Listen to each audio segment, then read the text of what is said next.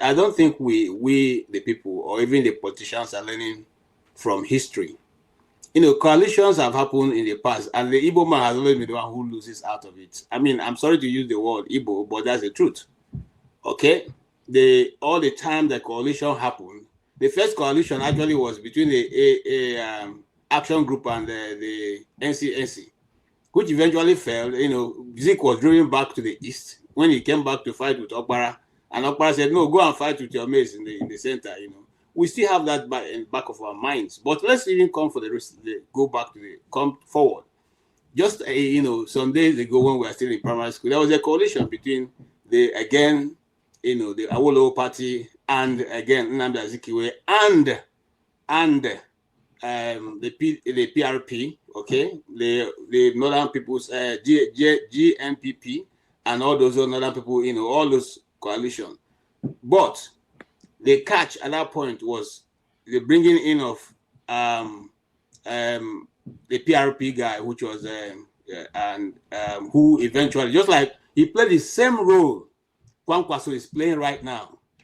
Nobody knew whether he was in or he was out. Or he just kept mum, and they kept waiting for him. In fact, they postponed the meeting for a while, you know, waiting for him to come in from Kano. The videos are out there just in case anybody wants to look at it. And then, obviously, at the end of the day, who lost out in that one? It's still the same Nnamdi Azikiwe. Now, why am I saying that? Look, the system have looked at the possibility of Obi coming up, and I agree with some of the analysis so far.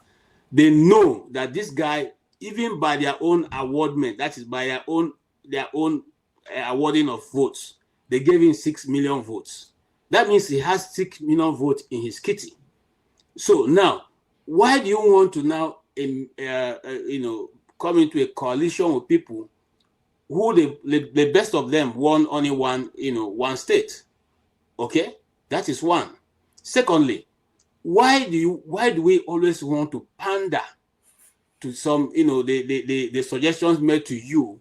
You should be bold enough to stand out, because if you understand what you carry, then you don't have to dance to anybody's bidding. I think Obi is the beautiful bride here. He should be dictating, not joining. He should be dictating, this is the way I want it to go. Because whether you like it or not, you have 6 million votes who you didn't pay cover for, who you did not activate. In fact, right now, it's still as if you are the president, because you go to states, you don't rent any crowd. The place is filled with people. So what are you afraid of? That's one. Two, if I were him, since I've already got myself into this nonsense, coalition, you give your own terms, okay? You dictate what your terms are. And for me, I think the most honest person that he will get to ever be his vice is the same Dati Ahmed. So if he goes to there and say Dati Ahmed Baba should continuously be my vice on this ideal, then I think he will go home free. But if he goes and follows whatever is going on and decide, the worst mistake he will make is to say he will going to be vice to Atiku, because let's face facts, okay? Except some magic happen, they don't like Atiku. I mean, if you are a northern politician who inherited People's Front from the late Yar Adua, and up to this moment you are only able to win just a locality where you do well, then I don't think you are doing very well. And maybe your time is up. And those of us in theater say what? It's better to bow out when the ovation is loudest. Don't wait for the clapping to go down before you go out.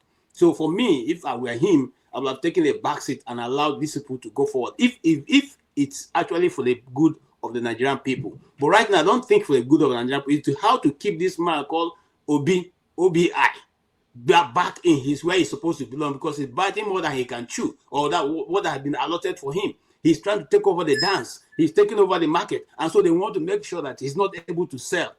My brother, that is where I